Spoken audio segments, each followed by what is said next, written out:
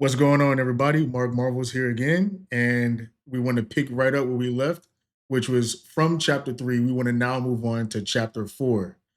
A quick recap of what we read in chapter 3. Well, it ended with both Adam and Eve being kicked out of the Garden of Eden, and God put a cherubim and a flaming sword that would turn in any direction to keep Adam and Eve from getting into the garden and eating from the tree of life. Um, this was a part of the curse that they had to that they were given because of their sin, of them transgressing what God told them not to do, which was to eat of the tree of knowledge of good and evil. Um, Whatever that tree is, that's a mysterious thing to me. Both the tree of life and the tree of knowledge of good and evil, they're kind of like mysterious. And the way I honestly take both of these things as I'm reading this story, I view it as a bit of a just read it like like a novel, like a story, and it began to make more sense. If you try to literalize everything, it kind of becomes a little bit difficult because we just simply weren't there to see this scene. But I think it would have been, you know, a beautiful thing to see, this garden in the midst of a world that's, dark and it seems like it was a gloomy, dark world in a disordered world, but God then created this garden, this beautiful garden that had every single tree that you could think of that was good for food, that produced fruit that was good to eat in it. So it was just this big, beautiful garden, and you had all these different animals in this garden. And Adam and Eve, they were, Adam was tasked with naming these animals and also tending to the garden. And Eve was there to help him. She was a helpmeet that was supposed to be assisting him. Um, then you had this mysterious figure, this serpent figure, who was more crafty than any beast. I take that part, in Genesis 3 as I kind of view that as like maybe some satire, like I think, comparing this serpent to like a mere animal or a beast of the field was a bit of a satire, a way to use satire against this serpent figure, which I think we're gonna hear more about as the story unfolds because of the prophecy. It looks like it was a prophecy and also a curse to the serpent that he would there would be enmity between him and the woman and between his children and her children. And we know that the children or the offspring that was mentioned in that curse of the woman would be a male child, a he, as it says back in Genesis 3. And you know what? Let's quickly look at that just real quick before we jump into chapter 4. In chapter 3, we see here in Genesis 3, verse 15, it says, I will put enmity between you and the woman, and between your offspring and her offspring. He shall bruise your head, and you shall bruise his heel. So it seems that this offspring of the woman that this serpent's offspring would have enmity with would be a male child of this woman. That's just what I'm picking up from reading it straight from the chapter. So yeah, I think that this is pretty mysterious, and it's pretty cool at the same time. Again, my bias is here. My bias is that the Bible is the greatest story ever told, ever written, and it has a whole bunch of stories in there that are the greatest stories ever told, ever written. So I'm reading this, and I'm trying to do it from a fresh start. And so far, I'm taking note of all these things. All right, so there was plenty more that we could have went over, but I don't want this to drag out too long. I want to get straight into chapter 4. So let's go ahead and look at chapter 4 now, and let's go ahead and give it a read. So Genesis chapter 4, verse 1, it says, Now Adam knew Eve, his wife, and she conceived and bore Cain, saying, I have gotten a man with the help of the Lord. And again, she bore his brother Abel. Now, Abel was a keeper of sheep, and Cain a worker of the ground. In the course of time, Cain brought to the Lord an offering of the fruit of the ground, and Abel also brought of the firstborn of his flock and of their fat portions. And the Lord had regard for Abel and his offering, but for Cain and his offering he had no regard. So Cain was very angry, and his face fell. The Lord said to Cain, "Why are you angry? And why is your face falling? If you do well, will you not be accepted? And if you do not do well, sin is crouching at the door. Its desire is contrary to you, but you must rule over it." Cain spoke to Abel, his brother, and when they were in the field, Cain rose up against his brother Abel and killed him. Then the Lord said to Cain, "Where is Abel, your brother?" He said, "I do not know. Am I my brother's keeper?" And the Lord said, "What have you done? The voice of your brother's blood is crying to me from the ground.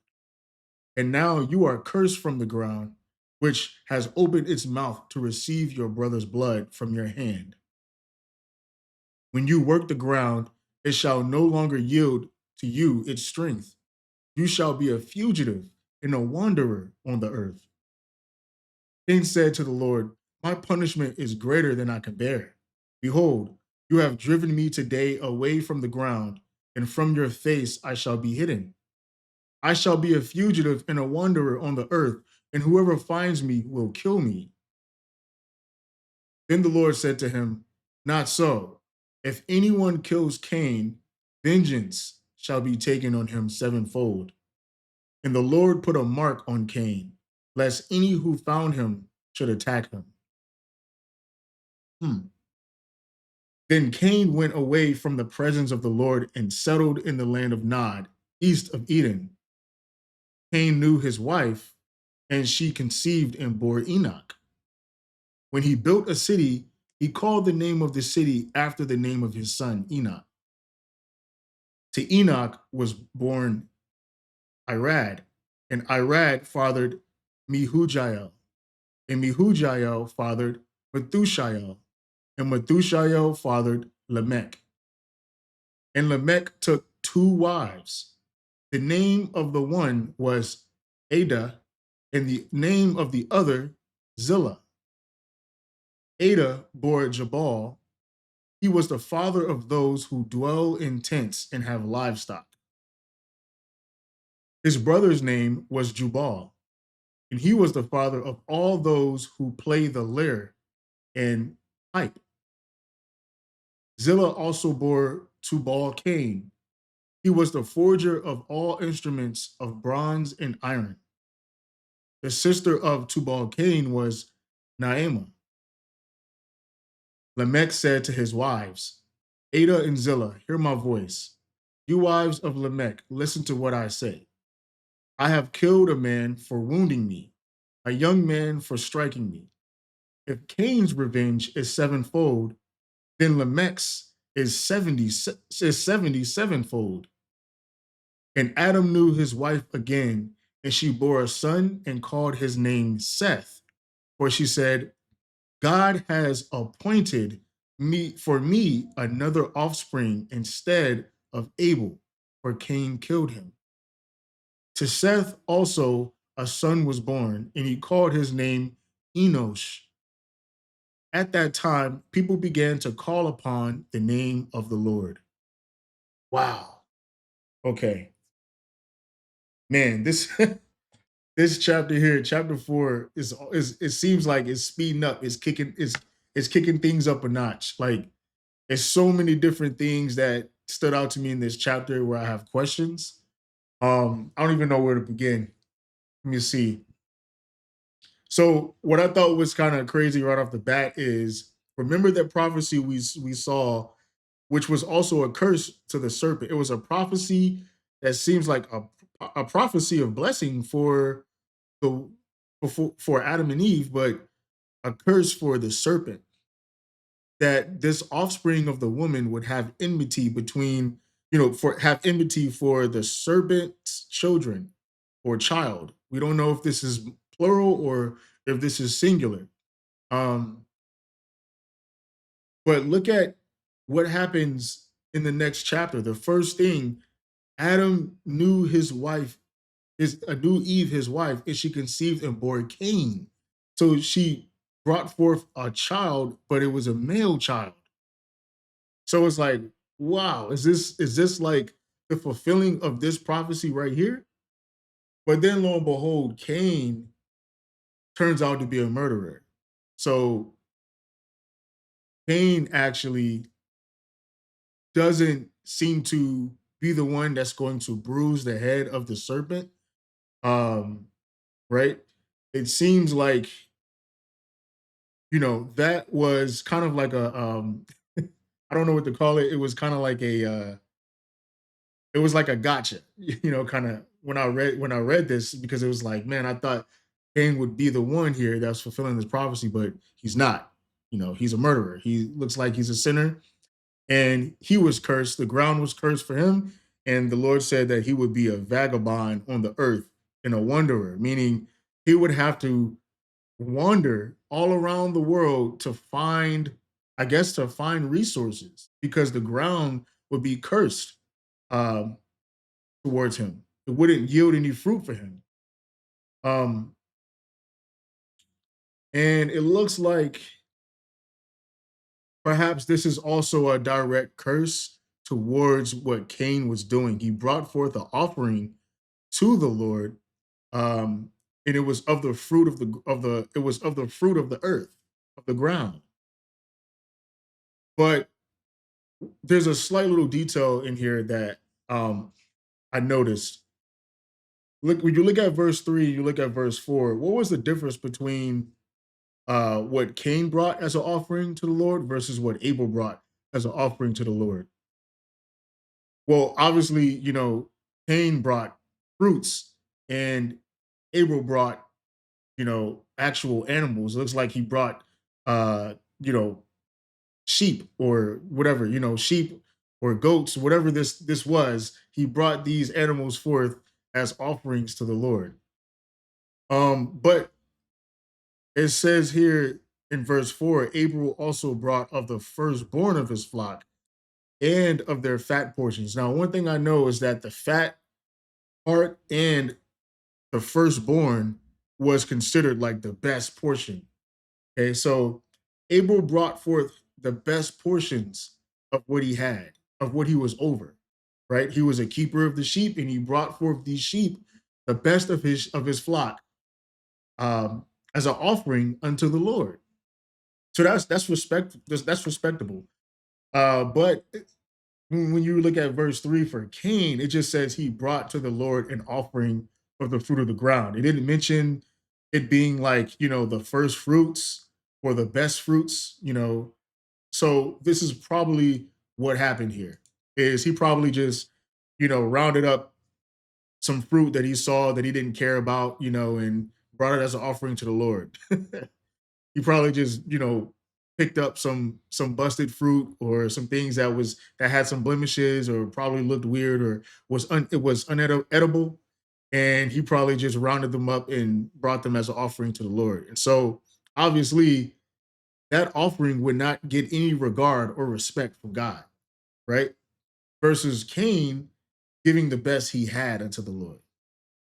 So that's what stood out to me. And Cain obviously got angry at this. He got jealous because Abel, Abel was respected for it, right? But Cain, being the firstborn, wasn't respected for his offering.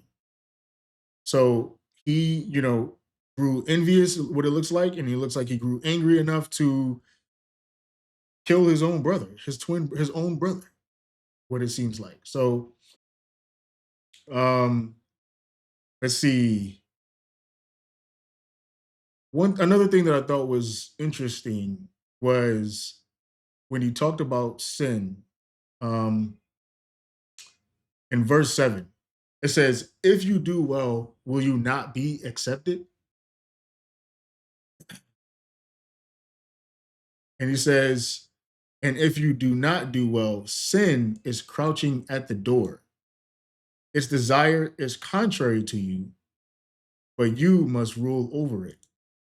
So I thought that that was interesting too. You know, it the way it described sin was like some type of beast or animal, you know, crouching at the door, and its desire is contrary to you. So it's like an animal that's trying to kill you, basically. And it says, "But you must rule over it. But you got to overpower it." I thought that that was interesting. There, that was good. You know, good advice when it comes to sin. Let's see, many more other things, man. I could go on and on here. Another thing that was also interesting to me is that the way Cain was talking when he was cursed, he made it sound like there was more people other than Adam, Eve, himself, you know, as humans on the earth. I mean, he said that he would be a vagabond and he'd be afraid because that somebody would kill him if they found him. In verse 14, it says, "Behold, you have driven me today away from the ground, and from your face I shall be hidden. I shall be a fugitive and a wanderer on the earth, and whoever finds me will kill me."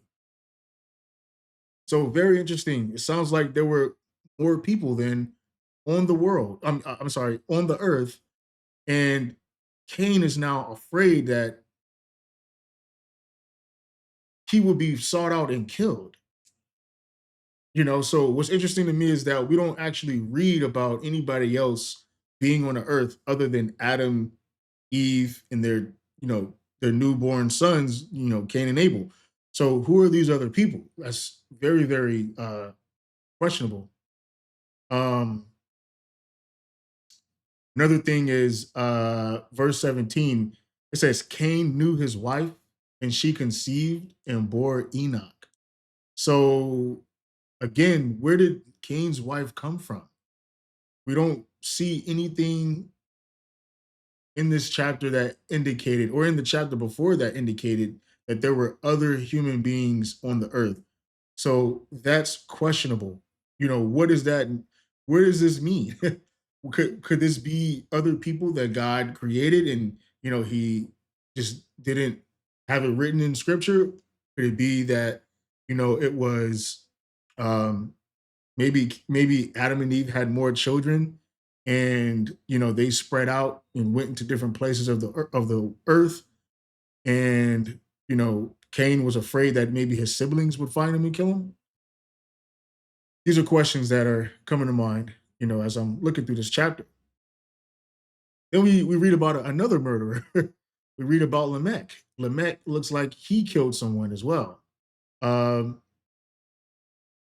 when you go down to verse 23, it looks like Lamech ends up killing someone too. It says, "I have killed a man for wounding me, a young man for striking me." So, wow, you know, he killed someone, but it looks like it was out of self defense. Maybe calling him a murderer probably would not be the right term to use, maybe, but he did kill someone for attacking him. It looks like so.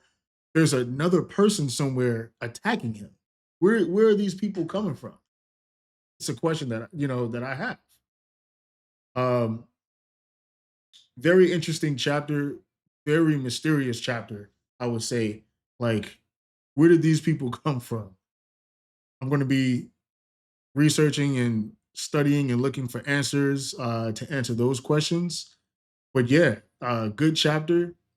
Um, you know, it ended with a new son being born, uh, you know, of Adam and Eve.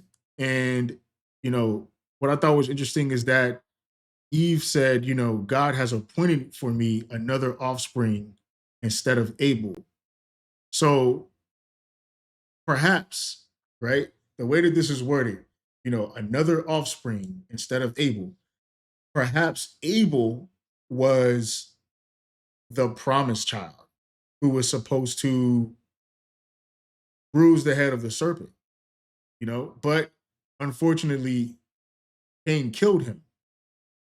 And now we have Seth being born, right, to take his place. So it's like now and then the word here for me, God has appointed for me another offspring, right? Kind of like the same wording back in chapter 3 when God said that he will put enmity between the serpent's offspring and the offspring of the woman. And we know that that offspring was talking about a male child because it said he would bruise your head. Very interesting. Um, and let's see. What is a there was one more thing that I missed that I'm finding very interesting too. Uh what I'm wondering is what is the children of the serpent?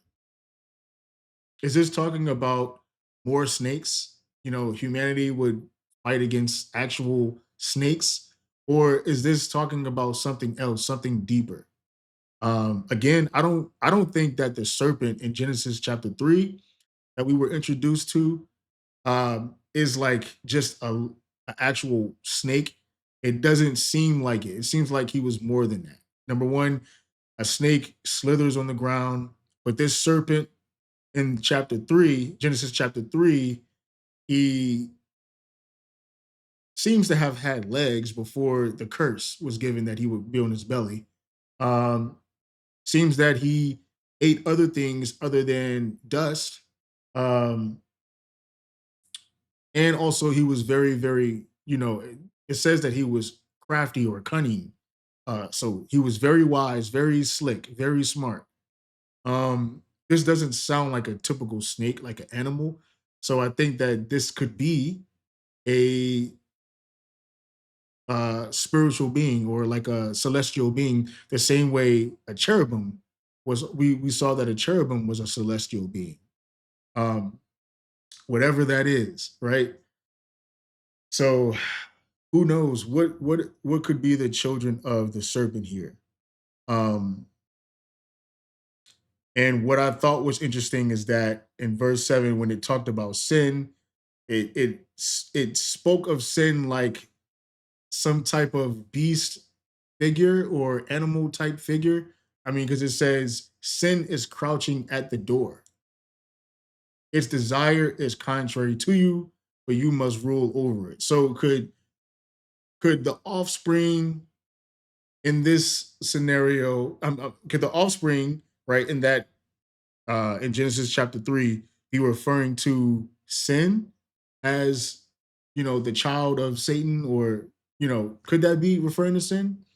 That would then be looking to devour or to kill humanity, right? Because then that would make some kind of sense. Because if because sin would be in enmity or contrary against humanity, which would be the children or offspring of Eve. Um, so just some thoughts there. Might not be 100% correct on that, but those are just my thoughts and what I'm thinking about this as I'm reading through it.